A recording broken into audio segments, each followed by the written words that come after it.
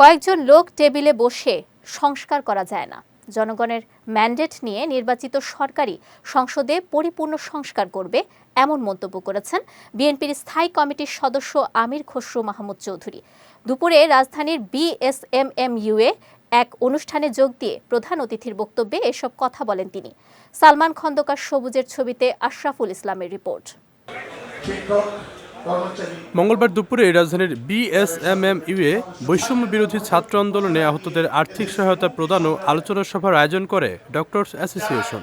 সভায় যোগ দিয়ে প্রধান অতিথির বক্তব্যে বিএনপির স্থায়ী কমিটির সদস্য আমির খসরু মাহমুদ চৌধুরী বলেন, কয়েকজন লোক টেবিলে বসে সংস্কার করা যায় না। জনগণের ম্যান্ডেট নিয়ে নির্বাচিত সরকার ওই সংসদে পরিপূর্ণ সংস্কার করবে। রিফর্ম কেউ একা বসে একটা টেবিলে রিফর্ম করে না।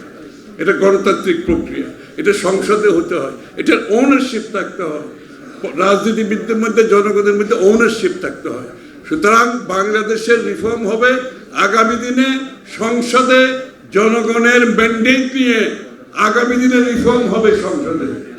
এটা আমাদের পরিষ্কার করে বলতে চাই, এই ব্যাপারে সন্দেহের কোনো কারণ নাই।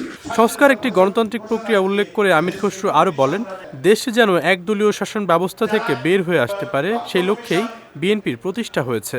বাংলাদেশ জাতীয়তাবাদী দলটা প্রতিষ্ঠিত হয়েছে সংস্কারের মাধ্যমে, যে একদলীয় শাসন থেকে মুক্তি পেতে হবে, গণতন্ত্র ফিরে পেতে হবে, মুক্তবাজার অর্থনীতির মাধ্যমে সকলকে অর্থনীতিতে অংশগ্রহণ করার জন্য লেভেল প্লেইং ফিল্ড সৃষ্টি করে দিতে হবে।